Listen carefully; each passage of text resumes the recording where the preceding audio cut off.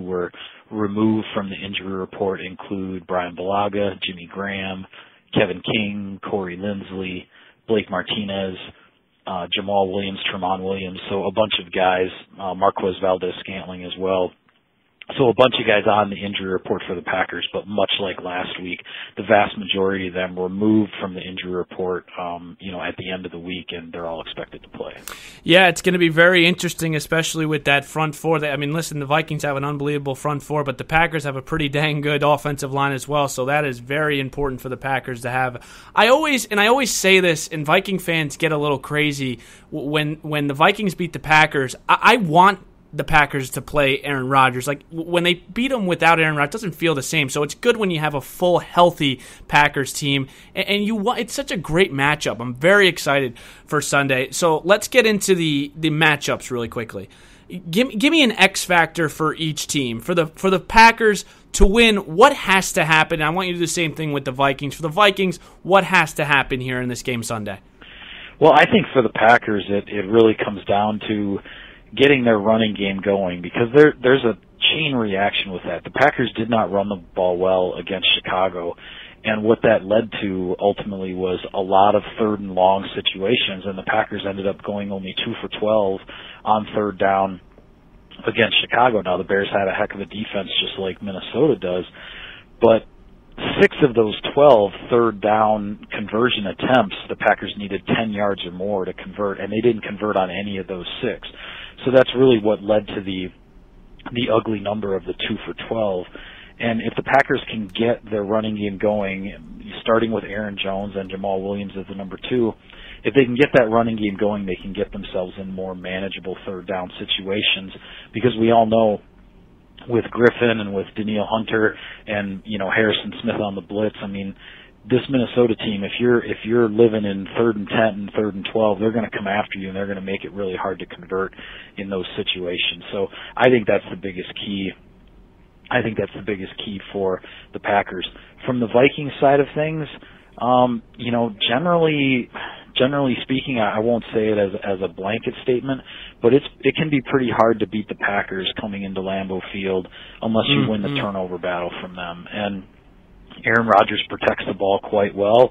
The Vikings are one team that has had some success in taking the ball away from an Aaron Rodgers offense and winning that turnover battle on occasion from Green Bay. So from Minnesota's point of view, that defense, they play very aggressively. Obviously, they know it's a bunch of veteran guys. They know a lot about Aaron Rodgers and everything that he brings to the table, but they also know that if they can just get 1 or 2 turnovers that could swing things, then things will start to head in their favor. So from Minnesota's point of view, I guess that's the biggest thing that stands out to me, because this game is at Lambeau Field. We're here with Mike Spofford from Packers.com. Couple more left for you. Do you think that these are 2 playoff teams in the Vikings and the Packers, or do you like the Bears to win this division? Give me just a rundown of who you like in the NFC North, and maybe if you have another wild card team making it out of the NFC North. Let's hear your thoughts. Well, quite honestly, it's so early right now, it's really hard to tell. I think whoever wins this game Sunday between the Packers and the Vikings, with both teams at 1-0, both teams showing pretty impressively, in different facets of the game and in their Week 1 victories. Whoever comes out of this at 2-0 is kind of the team that's going to have the target on their back as far as the NFC North is concerned. I still think the Bears are going to be a pretty good football team. That defense, they were really, really tough defensively. They're really good at opener, and fortunately for the Packers defense matched them, if not exceeded them, and holding Mitch Trubisky and that offense to just 3 points at home at Soldier Field was a big time accomplishment. So I think all 3 of these teams, and no disrespect to Detroit, but I do think Green Bay, Minnesota, and Chicago, I think this could be a season-long battle between all 3 of these for the division championship. But also, whoever doesn't win the division, I think, is going to be right in the wild card hunt in the NFC as well. I think these are quality teams. All 3 of these teams have veteran players now who have been there before. The Packers were in an NFC championship game in 2016. The Vikings were in an NFC championship game in 2017, and the Bears were that crazy field goal double away from getting to the divisional round of the playoffs in 2018. So there are a lot of players on all three of these teams that they know what it takes to get to the postseason, and I think that's going to serve all three of these teams well, heading forward here in the new season. I 100% agree with you. We're here with Mike Spofford from Packers.com. Now, Aaron Rodgers' kryptonite, and I say kryptonite with quotes, has been Mike Zimmer. His numbers have dropped when he plays Zim. Last year, actually, Rodgers threw it pretty well, 450 yards and 2 touchdowns in 2 games. But the Vikings now have won 4 of the last 5 matchups between the two. What does Zimmer do to Rodgers to not shut him down, but kind of control him, kind of limit him from seeing the greatness that we usually see against every other team?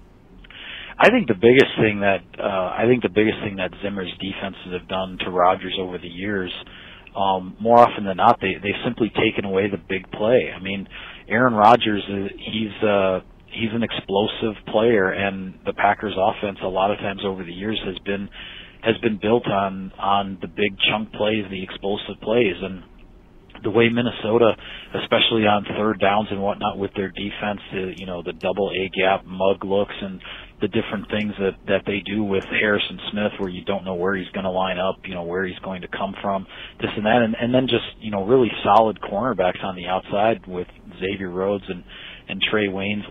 The Vikings just don't give up those big chunk plays. They make the Packers drive the ball 80 yards down the field and make them take 9, 10, or 12 plays in order to do it, and that's a lot easier said than done against Minnesota's defense. So the Packers will be looking to try to hit on a couple of big plays and use that to jumpstart themselves against a Vikings defense, because it's not something they've had a lot of success with over the years. Last one for you. Lay it on us. What's the prediction here from Mr. Mike Spofford for Sunday's Green Bay Minnesota game? Well, I'm not usually into predictions too often, but I would say if Bakhtiari plays, he is questionable on the injury report, and I think that is a significant part to this game here. If Bakhtiari plays, Packers playing at home, I like Green Bay pulling things out in a close game. If Bakhtiari doesn't play, the Packers have to shuffle their offensive line. I think the edge shifts to Minnesota, but this is just the preview of what I think is going to be a much more significant game, potentially a couple of days before Christmas in Week 16, that Monday night game, December 23rd, at US Bank Stadium in prime time. I think, like I said, this is the one that decides, at least in the early part of the season, who kind of gets the target on their back. But if these two teams continue to do what I think people are expecting and what they certainly themselves expect to be able to do, then that game right around Christmas time is going to be a really, really big one. Yes, the word prime time is very scary for Viking fans now because we see Kirk Cousins' record. But awesome job today, Mike. I appreciate you carving out time for me. Great insight. And you can follow Mike on Twitter at Mike Spofford. Make sure to give this guy a read. I mean, I was reading his article this morning. He broke down the third down plays that Mike Pettinett was doing. Also gives a good video breakdown. So if you just want to learn the game, man, go check out his articles. Thanks again, Mike, and have a good time on Sunday. All right, thank you, Stephen. I appreciate it. Take care. And we welcome you back here. This has gotten pretty important, this topic, this segment. I love it. It's nothing or something. It's where my producer, Matt Augusta, who is at St. John's right now, he is over the phone right now. We used to do this in the summer when he was able to record. He is now live. I think he's on a mic right now. He brought his mic down or whatever it may be. The connection's a little bit better, but Matty boy, how's everything today, buddy? It's good. It's good to be back on the show. I mean, I've still been editing the videos, but it's finally good to have some back on the show. Yes, exactly. We know Matt is the greatest producer of all time, but he deserves some airtime, and he's got some topics for me, nothing or something. I hope you're prepared for this, Matty boy. I want to hear what you got for me. Yes. Before I start, I would like to give a shout-out to Hicks Picks last week. Just, you hate to see that. You hate to see that. Okay, Matt's chirping already. He wants a spot on the picks, but Hick's going to have to do a little worse than 1 and 2 for Matt Augusta to come on to the picks. But anyway. All right, first topic of the day. Just came out, I'm located here in New York. Story just broke today that New York Jets quarterback Sam Darnold will be sidelined indefinitely after being diagnosed with mono. Nothing or something, Steve. What do you think? Oh, this is definitely something, and it's just a shame for multiple parties. It's a shame for the fans. It's a shame for the Jets organization, and it's a shame for just the overall NFL. I mean, especially coming up this Monday, you were looking at a rematch between Baker and Sam Darnold last year. You know, Baker Mayfield made his debut when Tyrod Taylor got hurt and ended up leading his team to a comeback victory over the New York Jets. You wanted to see this matchup between these two. And it's just fishy, man, that Demaryius Thomas comes over here. He was sick or whatever the rumor was, and now all of a sudden Sam Darnold's sick. This really puts a loop through the organization. I mean, even if you went 8-8 this year as the Jets, but you developed Sam Darnold, you know, you would call it a successful year.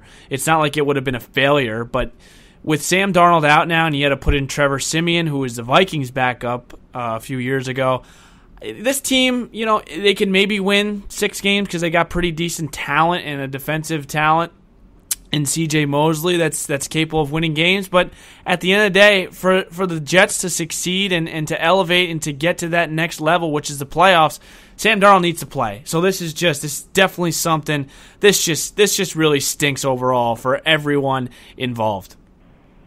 Yeah, I agree. I know. I like what you were saying about how Darnold has to be playing. Yes, even if you're losing against like the Patriots, their upcoming schedule is the Pats, the Eagles, the Cowboys. They can very well go 0-5 in that, but at least he's getting experience. And the big thing is, bright side for the Jets is that they have a bye week 4. So hopefully he can come back for the week 5 matchup against the Eagles. But you don't really want Simeon starting against the Pats. It's going to be ugly. And then the Eagles at home is a tough game. So if there is a silver lining to this, is that the Jets have an early bye, and that Darnold may be able to come back by mid-October. Yeah, that's what you're kind of trying to hope, and that's basically the only string of hope that you're looking for here. But yeah, I agree. The schedule is very interesting, as you pointed out. It's very tough. You don't expect them to really do much without Sam Darnold. And to my point again, even if you could have went 2-14 with Sam Darnold, but as long as he's playing, he's developing, and he's getting better, Jets can't do that when he's not on the field. Yep. All right. Next topic of the day. We got USA basketball in the FIBA World Cup. Losing to Serbia. Is that nothing or something? Is this USA basketball can't finish higher than 7th place? Should USA basketball be worried that other countries may start taking us over? Well, you know, you can take both sides here. I got the alert this morning that they lost. It doesn't mean a lot to me personally, just because it's almost like, take this as an example. So just say you have a rec team, and usually you have like 2 or 3 all-stars, and sometimes those 2 or 3 all-stars have to go play like districts or with a team that's obviously more significant than the rec team. And you know, when those 3 are gone and you play against a normal rec team and you lose, it's like, you know what I'm saying? That's just the way I feel with this kind of thing. It's like, okay, if you want to bring in the big guns, they'll beat Serbia by 70 if they wanted to. But in this case, they're trying to work with as much as they can, and Greg Popovich he's the best coach in basketball right now and still can't seem to get these guys going. But this goes back to my original kind of thought with basketball as a whole. It doesn't matter how much talent you have, because none of these countries are more talented than the United States. It's the team ball. It's the European style. It's the Serbia. You know, they just know how to play together. Argentina, they know how to play together. They don't have near the talent. But when it comes to playing together, and they have cohesiveness that's obviously greater than the United States basketball team, and chemistry plays a huge factor in this too. Right. I mean, I don't think we should worry. It's just a little alarming when earlier today the U.S. was down 32-7 in the first quarter to Serbia, who's 2 players, Bogdanovic and Jokic. Yeah, that is a little alarming. But once again, you know in the back of your mind, if the USA wants to beat this team by 70, they will. I keep that as nothing to me. It's just we are spoiled. Like, we come to a standard where this team should win every gold medal, every World Cup. You know, I mean, it's a little alarming when you're losing one to France a few days ago, and then today you lose again to Serbia, and it's not even close. Like, they lost to 10 to France, and Rudy Gobert popped off. I mean, yeah, I saw. Yeah, it is. You know, I get what you're saying, but at the end of the day, I don't think it doesn't mean a lot to me. It doesn't resonate with me.